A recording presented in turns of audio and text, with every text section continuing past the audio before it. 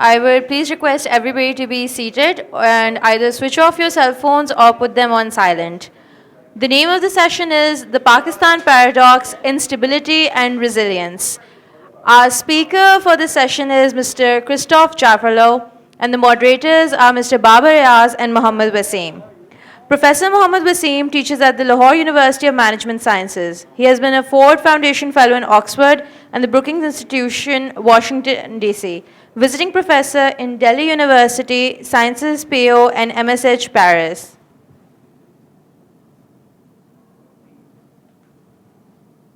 Mr. Babar Ayaz has been associated with journalism for over 40 years and has worked for The Sun, Pakistan Press International, Business Recorder, and Dawn. He was editor of Pakistan Business Update, the first private sector current affairs television program in Pakistan on economic development, and has supervised the production of over 500 TV programs. Dr. Christophe Jaffrelot is a French political scientist specializing in South Asia, particularly India and Pakistan. He is research director at CNRS and teaches South Asian politics and history at the Paris Institute of Political Studies, popularly referred to as Sciences PO, an elite public research and higher education institute in Paris. Mr. Waseem, over to you. Ladies and gentlemen, Christophe and myself, we go back 20 years. Some people warned me a few years back, particularly from England, those who have been writing on Pakistan, that now we should all stop writing on Pakistan. Because now Christophe Jaffrelot is in the field, now forget about it, because he'll soon be head of us all. And when you look at the book and the material he has put together there, and the argument which he has developed over there, and the scope, the overall scope and the potential that he has put together, it's amazing to see how this book has been compiled. 2 or 3 main things that I would like to talk about the book. One is that there have been scores of books written on Muslims in British India and the way Muslim nationalist movement developed and led to emergence of Pakistan. And there have been scores of books written on post-partition politics of Pakistan and the way various kinds of conflicts developed. And there is a third category focusing on specific topics such as Sindh, Balochistan, or issues such as environment, such as economy, whatever. This book, when you start reading, you will see that it dispensed with almost the relevant literature in the field because he has covered most of the literature available. I would say this is the most widely referenced book in the market on Pakistan. Therefore, ladies and gentlemen, I would invite Professor Christophe Jaffrelot, first of all, to give us some kind of idea what is the book all about, why did he write the book, and what kind of questions he has raised, issues he has covered, policies he would have liked to suggest. And after that, I would put some of the questions, followed by my colleague Babar Ayaz, he's here, and then the floor will be open to question and answer. So, ladies and gentlemen, I invite Dr. Christophe Jaffrelot to tell us something about the book. Thank you. Thank you very much, Waseem, for putting this panel together, for making possible this interaction and the meeting of so many friends. Why do we write a book? That's a question that I have responded to in very different manners according to what the topic was. I wrote my biography of Ambedkar because there was none. That was the only reason. I had taught Ambedkar for 4 or 5 years at the university, and I realized that there was no textbook for the students. I will not try to respond to each and every book, but this one. This one was written basically because I found the perception of Pakistan too simplistic. I wanted to bring the complexity back. It's a tough job in the West especially. But that's why it is so much referenced. That's why there are so many footnotes, because the idea was to bring all the facets, and it cannot be an encyclopedia, you know, you have to make an argument, otherwise the reader is lost and there's no point. But there is a kind of encyclopedic dimension in this book for that very reason, that the main reason why I wrote it is to bring the complexity back in the picture. Now, once I've said that, of course, I want to summarize the argument by showing that there is an argument there, and it's not only an history. By the way, the book is not built only chronologically. There are 3 parts which are chronological, but which addresses, each of them, a different issue. What are these issues? Well, these issues are the ones which give the subtitle to the book: Instability and Resilience. There are sources of instability. At the same time, the instability in Pakistan operates within very well-identified parameters. And for instance, Pakistan has never experienced a coup that is not by the Chief of Army Staff. That's one of the parameters. You go to see what is the situation elsewhere, it's not so well defined. Just one example. So the 3 types of tensions that I'm going to review quickly now, briefly now, for the discussion to take place fully, were first the tension between a centralized unitary nation state and the ethno-linguistic groups. I'll return to that in a minute. Then the tension between democrats and autocrats, and I don't say civilians and military, because these 2 categories do not fully coincide. And third, a tension between those who were proponents of some Muslimness and those who were willing to define Pakistan on a purely Islamic identity, and there is a big difference there. Because the first option opens the possibility of secularism. So if I return briefly, and I have to summarize a 600-page long book in 10 minutes. So if I do that, I would say that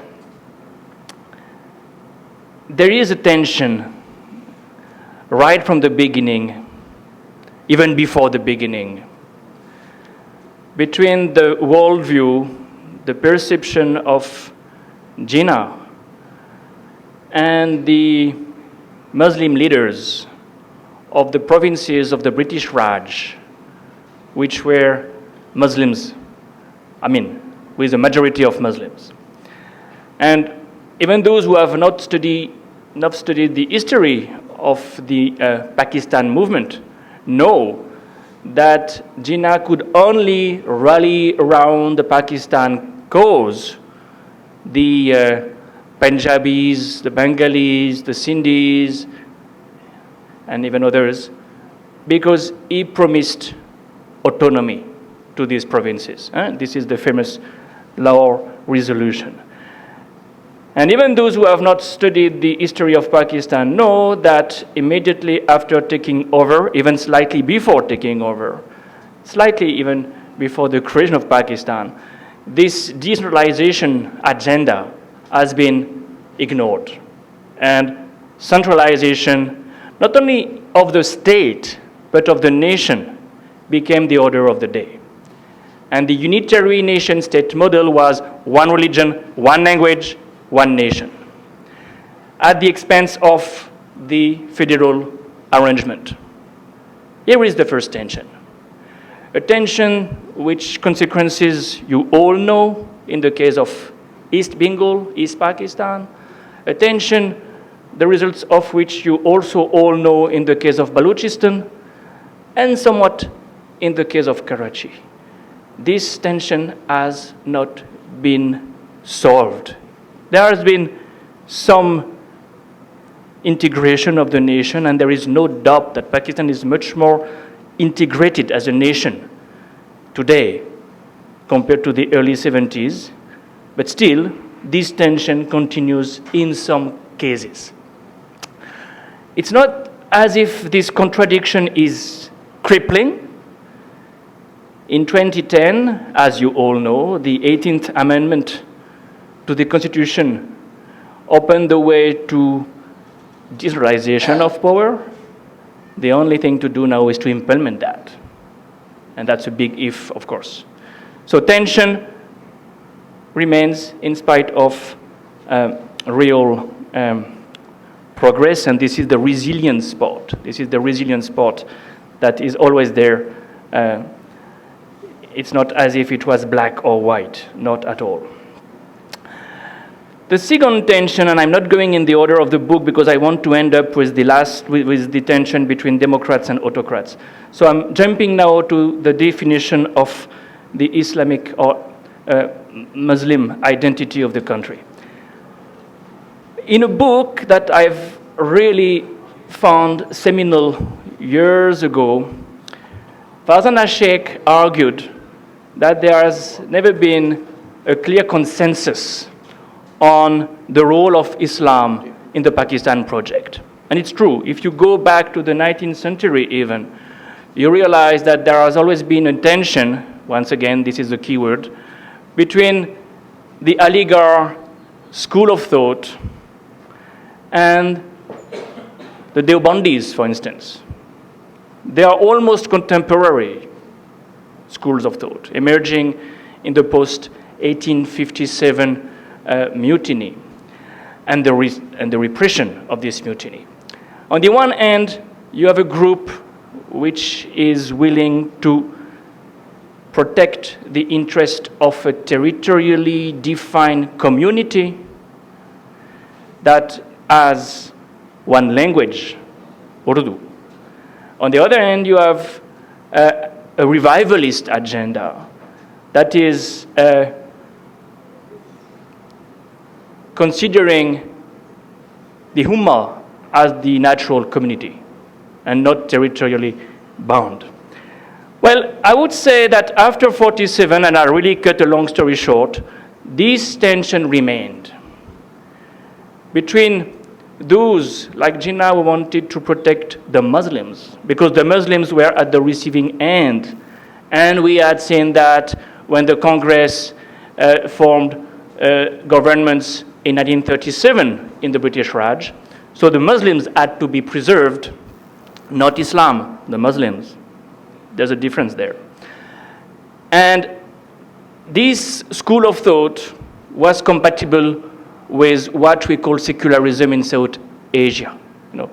This definition of secularism in the region implies that minorities can also be legitimate in the public sphere and can follow publicly their religion, which was not at all the option that the descendants, so to speak, of the Deobandi school of thought had in mind. And of course, you need to widen the scope.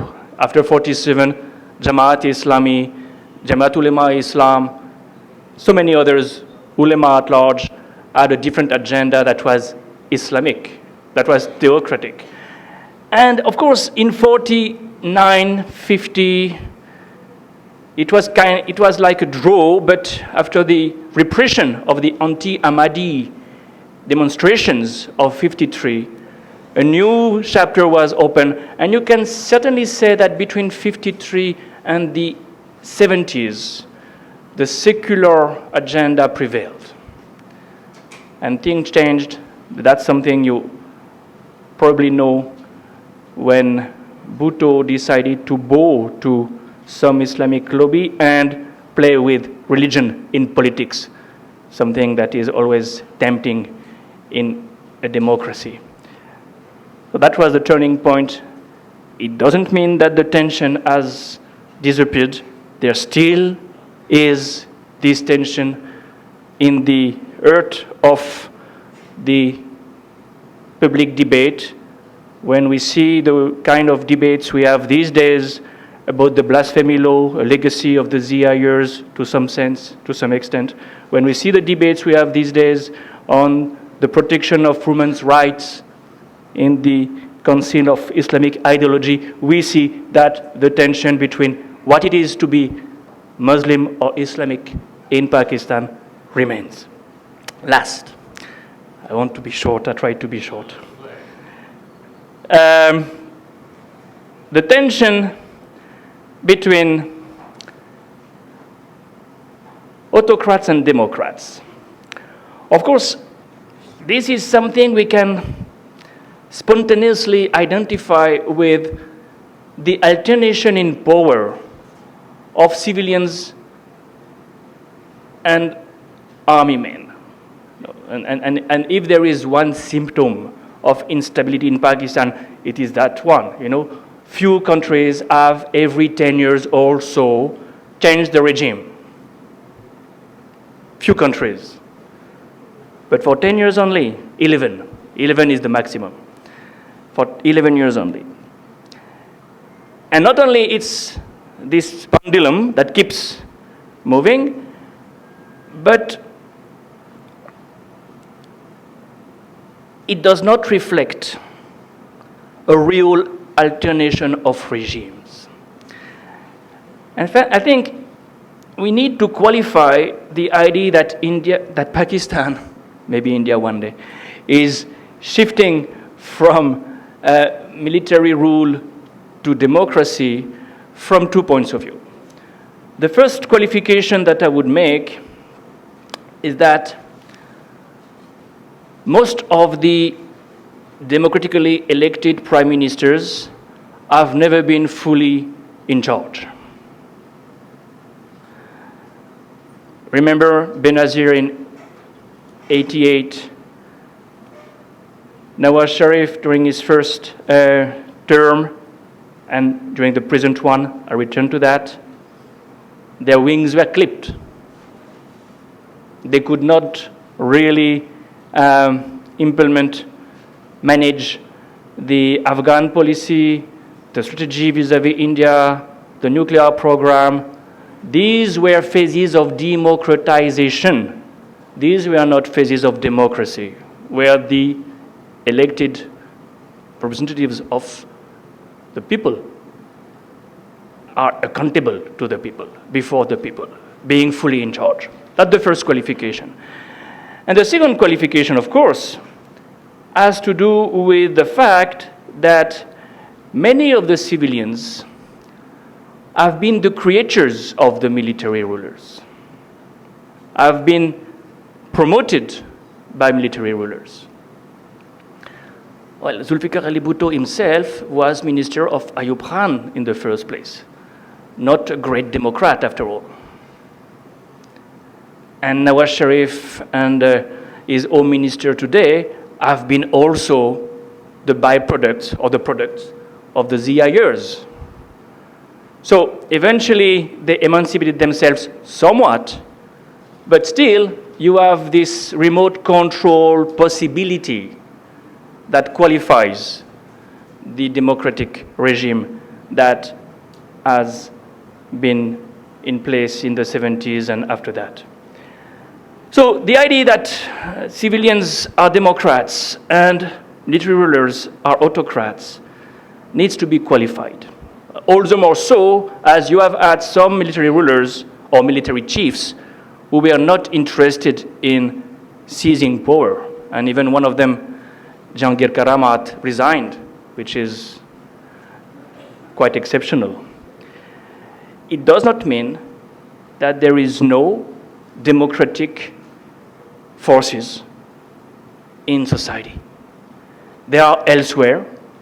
They are certainly among the civilians, for sure, but they are not necessarily in the mainstream parties or in the parties at large. I would only name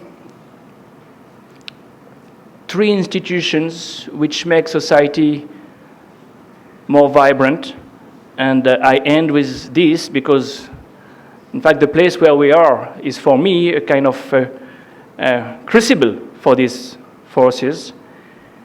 The media, and the media have always played an important role in South Asia at large, in Pakistan in particular. And in the book, I make a point to go back to the 40s, 50s, when the first unions of journalists are created to show that this profession has tried to resist pressures as much as it could and is still trying. The tension is still there.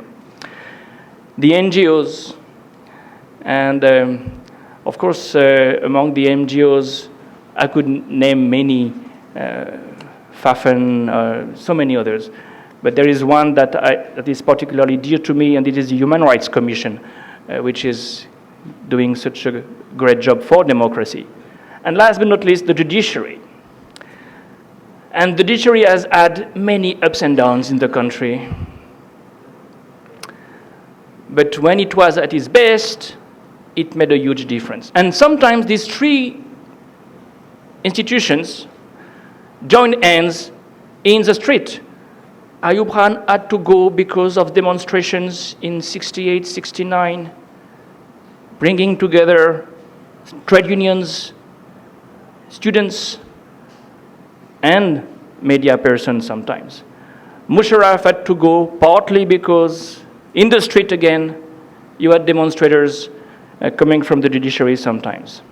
So this is where the tension is. The tension is much more between the civil society, democratic forces, and the establishment than between civilians and military in some ways. Now, and that's my last word, that's what's in the book. It's what is taking place today. The fear one can have is that the establishment has become much more integrated. The civilians are more happy to bow to the military and to give the military a facade of respectability. And even the judiciary has somewhat given up some of its privileges, and the development of military courts after the National Action Plan was issued in December 2014 is certainly a disturbing development. But this is too early to assess, and I prefer to leave it open, and I'm sure we'll have a discussion. Thank you.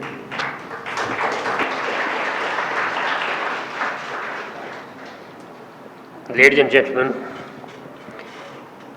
when I saw my name on the title of the book, I hesitated a little to speak in this forum because I might have been charged with the conflict of interest.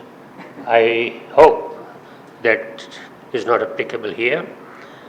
The 3 main conflicts which are covered in the book relate to centralization, civil-military relations, and Islamism.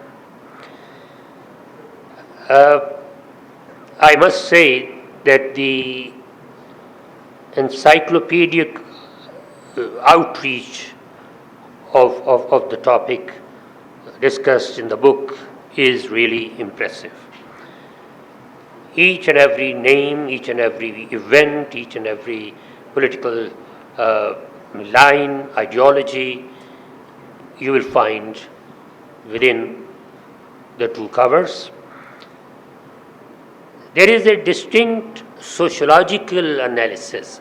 This makes his analysis different from the analysis of so many of us. For example, we touch hardcore political elements, but he has taken the society at large as very relevant in terms of input into politics, and that certainly is an original contribution. Overall, I would say that this is the textbook that I was waiting for. To my students in lumps and outside, wherever I happen to be, I would certainly suggest that they will find, that is the students and the faculty, they will find history, politics, and various arenas of conflict within the book. Now I'll put three questions to Christophe. Number one, what is the paradoxical nature of politics in Pakistan that he's talking about? Why paradox? Is it a riddle? Is it something inexplicable? Or has he finally resolved that particular riddle, which seems to have triggered the whole inquiry? So first of all, the first question, and then we'll come to the later questions. I agree. The word paradox is not easy to justify. In French, it's not the word we used. We use the word syndrome, the Pakistani syndrome. And I was much more happy with this word because syndrome is precisely a good reflection of tensions which recur, that you can't get out of. But at the same time, my British publisher convinced me by saying, well, there is a paradox in the sense that in spite of so much instability, contradictions, you can even say, I would prefer tensions, the country has shown the resilience you document at the same time. So there is this, I would say, stable instability.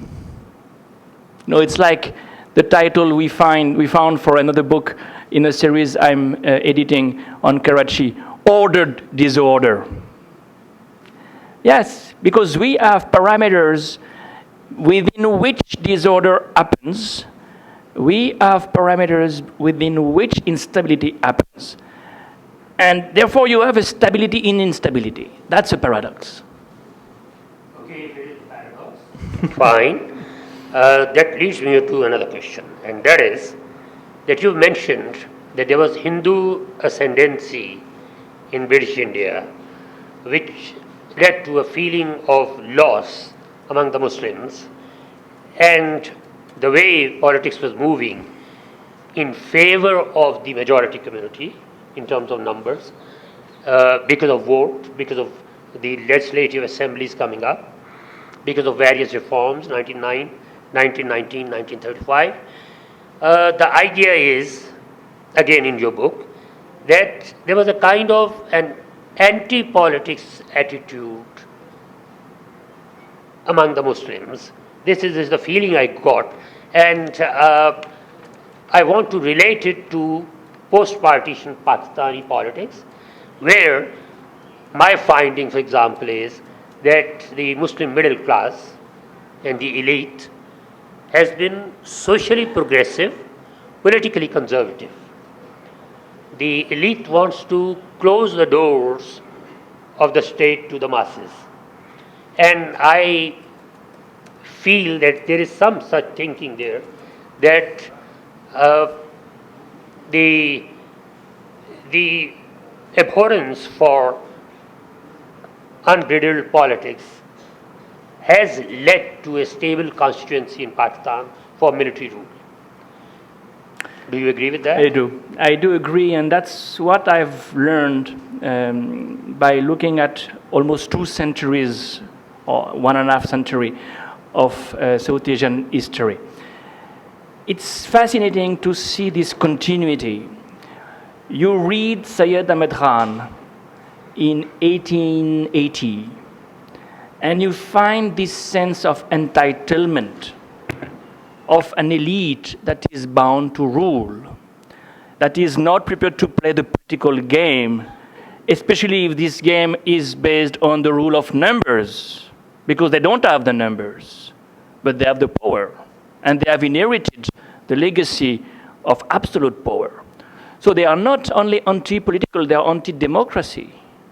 Right from the beginning, they will not contest elections. That's not their game. They will play a different game.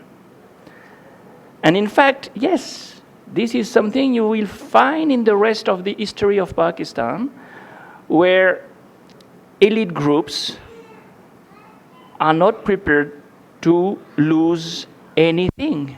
And not to lose, you don't fight. I mean, you don't open the battleground. And that's one of the main differences with India, where you've had reservations for low caste groups, the OBC movement. No, a plebeian group has come up. When you compare the sociology of the political class of Pakistan and the sociology of the political class of India, you see this disconnect. And that harks back to this sense of entitlement, to this elite consciousness. And in fact, why was Pakistan a necessity to give a territory to rule for these elite groups? Not for Islam. They wanted a separate state where they would be on their own. And that's why it was this north and western part of the country only that was considered. Even Bengal is not mentioned in the beginning. Okay. Sorry, it was too long. Fine. You said that at least partially the motive behind writing this book was that you wanted to address the issue of negative profile of Pakistan, or at least simple profile of Pakistan in negative terms. What is that profile and how have you addressed it? Well, Waseem, you know as well as I do that Pakistan is always bracketed in 2 words. It is the garrison state, it is the failed state, it is the terror state. You know, these are titles of books. I'm just mentioning titles of books. And warrior state, you're right. You can go on. There are so many qualifications which are reducing the country to something not only negative but wrong. It's much more than that. So that's what I wanted to do. Also because after so many years working on India, I came to believe that it was also good for that book to be published in India first, because those who want to read with an open mind would discover a different country. Before I move to my colleague on the other side, just one word. Can you define Pakistan today on 17 April 2016? Sorry? Can you define Pakistan today? You will have to attend my lecture in 45 minutes from now to know. Not giving it away. Well, some of the things which I wanted to cover have already been covered. But looking at Pakistan as you have put in your book, and as it came out of this discussion also, that basically it was the fight for the Muslims' entitlement, which they thought is the entitlement, which was not possible within a democratic framework. So asking for quotas and things like that, and vote that to beyond their population ratio. And then on the other side, the centralism of Congress party, at the same time They are talking about autonomy, which was not given after Pakistan was made. So all these factors, what I feel that basically, while Pakistan's demand emanated from, because if you look at the literature, how it developed, as the self-rule started coming, so we are in fact running from democracy, because even in the Bangladesh case, we didn't want to accept the majority. So running from democracy, one aspect is that. Secondly, to get the economic rights, because we didn't get, the Muslim League didn't get the votes in 37 election, Islam was exploited to the hilt in that period. And as a result, Islam is exploiting us today. Would you agree with that?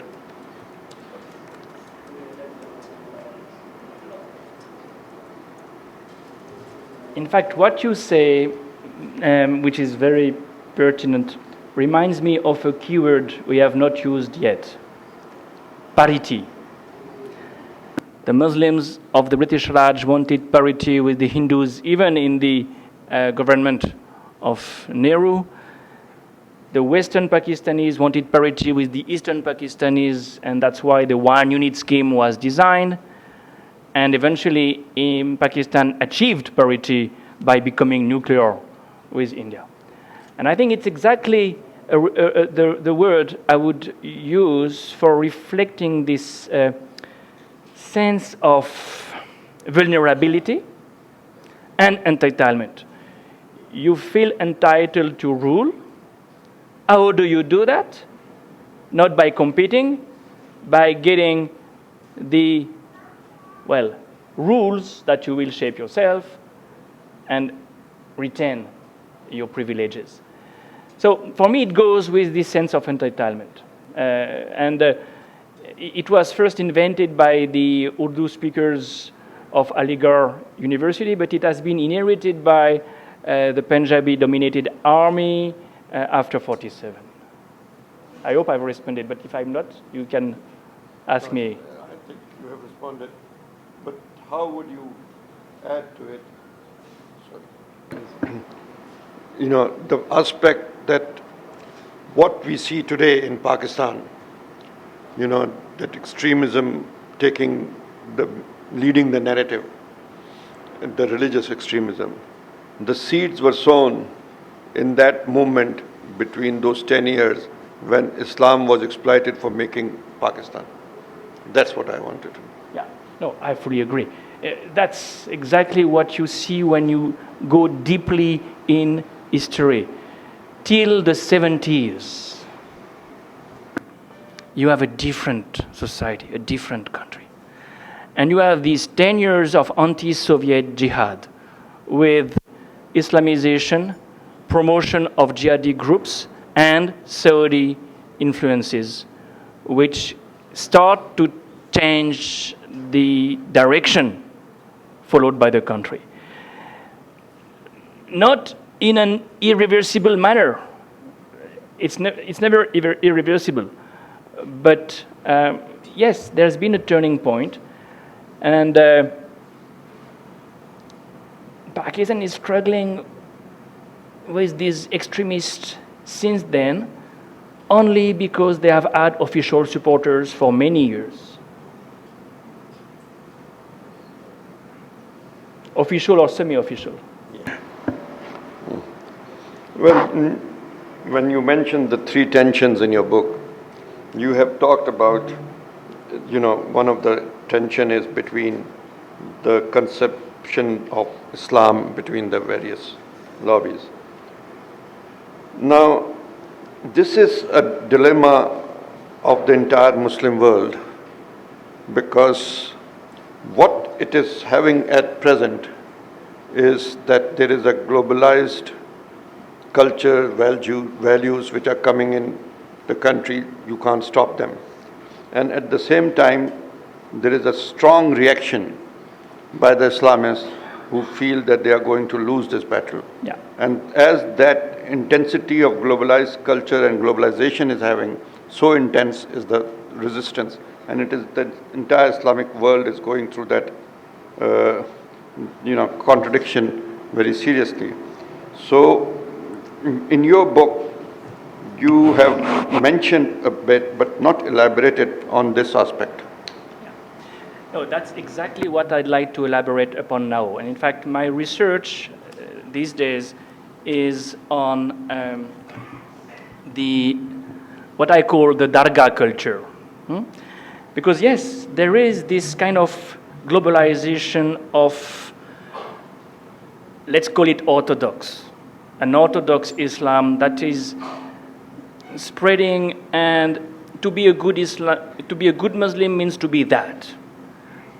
Well, if you look at the culture of the whole of South Asia, you can argue that you are equally good as a Muslim by going to dargahs, where you have a different culture, where you interact with non-Muslims, by the way, because dargahs are attracting Hindus and Sikhs and Christians, and this is the alternative repertoire.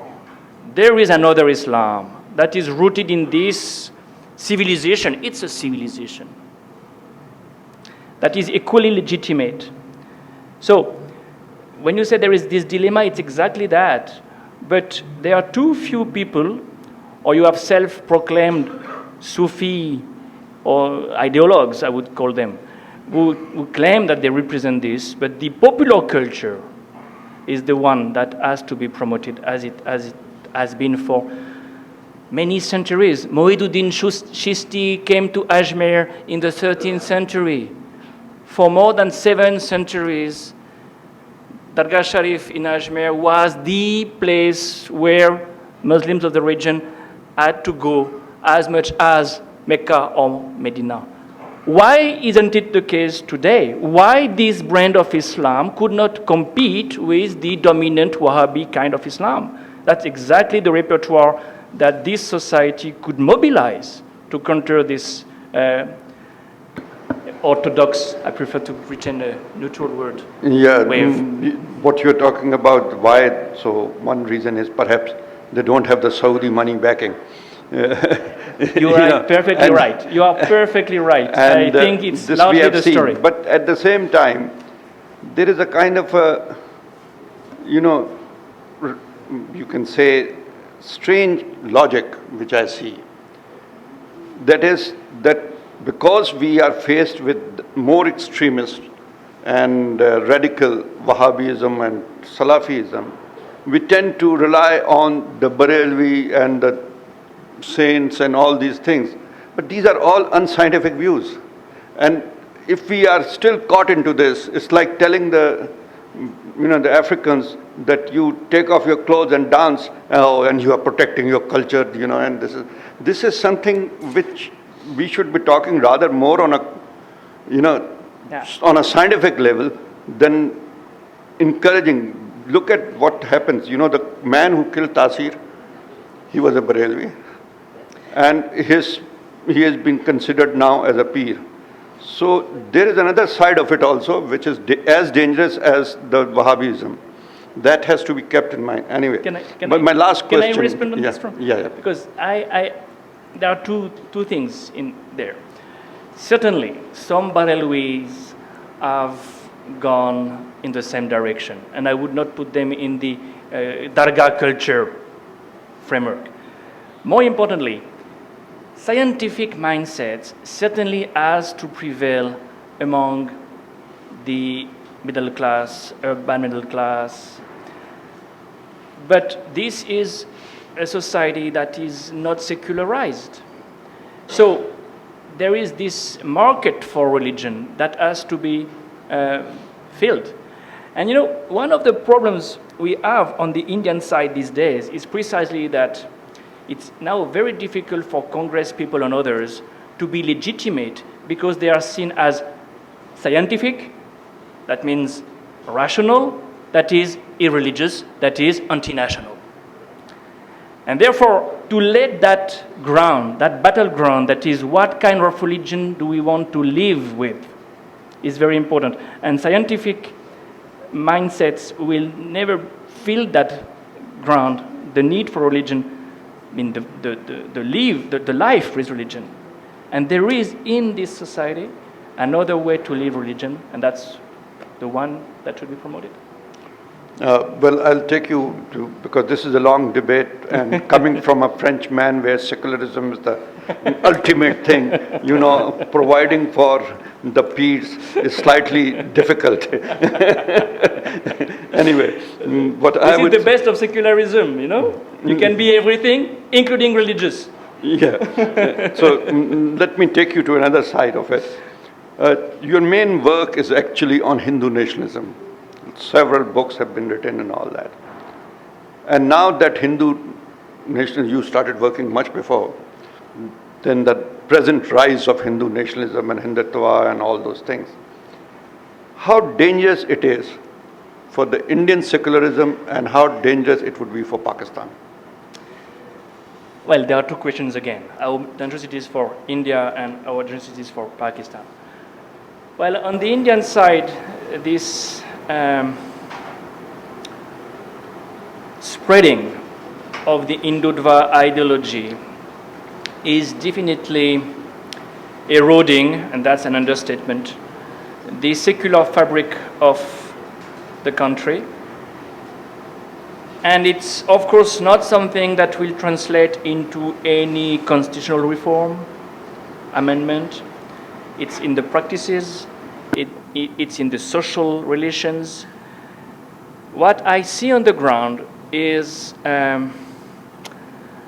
marginalization of minorities, ghettoization of minorities. And the more you are ghettoized, the less you interact, the more you are ghettoized. And it's a kind of spiraling effect. So that's definitely undermining the original project. Okay. How far that is dangerous for Pakistan? It's very difficult to anticipate that this will translate into any aggressive policy. Because there is a big difference between an Hindutva domestic agenda and an expansionist Indian foreign policy. So I don't think you will see a significant difference compared to what was there before. I don't think so. Okay, the floor is open. Any questions, any comments, please? There's one here, first one. Okay. There's one behind the... And I would suggest that the Pakistani political culture is a business culture. It's people are tradesmen, and then there are some elitist aspects. Those people in F63, they will say we, meaning that we have a right to run the country. We go to special schools, we go abroad, and then we come back to run it. Every country, of course, has a culture. France is intellectual, maybe a bit elitist. I'm a Norwegian, and in Scandinavia we are very egalitarian, must be fair for all, and everybody takes on themselves the right to look after that. America is both authoritarian and democratic, and you can go on and make shablon descriptions of countries. But Pakistan has something to learn and to go on and find its ways in politics. Then about nation building, as you mentioned to begin with, I think what would you otherwise have expected than try to integrate? Of course, the strength is in diversity, but there must also be integration in a nation. I hope I got it right. Yes, every country has an elite, and there is no doubt that elite dominates. What is particularly interesting sociologically in the case of Pakistan is that the same families almost, which were there something like 60 years or 70 years before, are more or less in the dominant groups, which is not always the case. And that's that's also why the ratio, the tax to GDP ratio is so low. Sir, my question is that I believe, and I think that most Pakistanis believe that apart from the geographical boundaries, we also have ideological boundaries. And our ideology is derived from the fact that everything must submit to the sovereignty of Allah. And everything in Pakistan comes under the umbrella of the sovereignty of Allah. Do you think that this sovereignty, this ideology of Pakistan, most of us believe and thrive on, is being attacked by paid research from the Western media? I would be very rich. Well, by the way, there is something interesting in this question. Look at the objectives resolution of 1949. Sovereignty is in the people, is in the parliament, is in Allah also, but you don't know really who prevails. Sir, taking your point further, as you said that there is a group of elite who created this country for their own benefit. To me, that group of elite was also a driver, not the whole. Actually, this country was designed, created to stop Russian socialism to come into Indian subcontinent. And Pakistan is designed to protect the interests of the Western imperialism in the name of religion. Now the things changed as this country as a project achieved its objectives, and the Russian Empire was disintegrated, and this project is over. Now, this forefront of frontline state, which was supposed to stop something, is becoming a conduit or a pipeline to another socialism or communism. In this context, how it could survive and what is the chances of its, stability? I need your opinion. Thank you. Well, this is again the subject of my next lecture, because I don't think Pakistan was born to contain communism, but it was certainly sustained and supported to contain communism. And now, indeed, the big boss of yesterday. Yeah, but if I'm too close, I'll try. The big boss of yesterday has been replaced by another one. Let's see whether he is more respectful of the sovereignty of the country.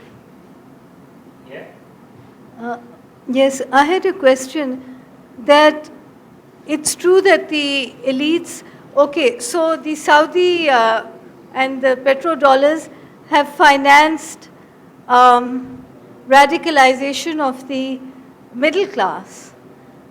The Al-Huda movement in Pakistan and so on. But in Sindh, in Punjab, the normal people, they go to the shrines, they do so they are actually, so we have a very good opportunity to de-radicalize our society, because it's the middle class, it's the urban class. So therefore, the government should go ahead and do that. I mean, they have some control over the mullahs, but they are just very cowardly, or I don't know what's wrong. Anyway, some comment on that. Only one sentence, I agree. In India, like in Pakistan, the problem is the middle class. Not the people. It's part of it. Yes, Professor Jaffrelot, it's nice hearing you in person after having read all about Pakistan, the history and the economy and the polity and the society. My question is that so easily you use the terms like the creation of Pakistan as economic determinism, which I agree with you, also Punjabi military, terms that we would still hesitate to use, but you are very clear about it, and I agree with you. However, what I'm trying to say is that can we link and derive our situation right now to our post-colonial heritage of divide and rule. You know, it was religion, which it was used initially between Hindus and Muslims, and later on it became ethnicity, like Punjabis versus the Pathans or Sindhis or whatever. And so that relevant context of religion is still continuing to prevail, whether through the military or whether through the militant Islam. And the civil society, which was never used to flourish under the colonial period, is still struggling to come up to the level where civil military bureaucracy was trained during the colonial period. So are we still struggling with that post-colonial state phenomena? Thank you. Yes, to a large extent, I would agree.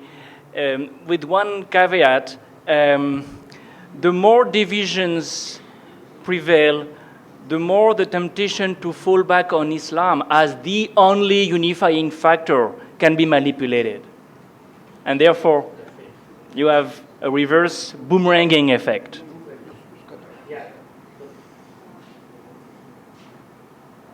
Well, I haven't. Okay, I haven't read your book. I intend to read it. I bought it after you signed it.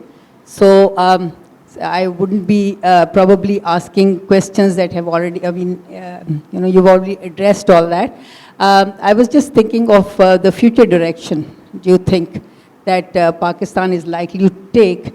And also, I don't know, you're a scholar and you worked for so many years on India and Pakistan as well.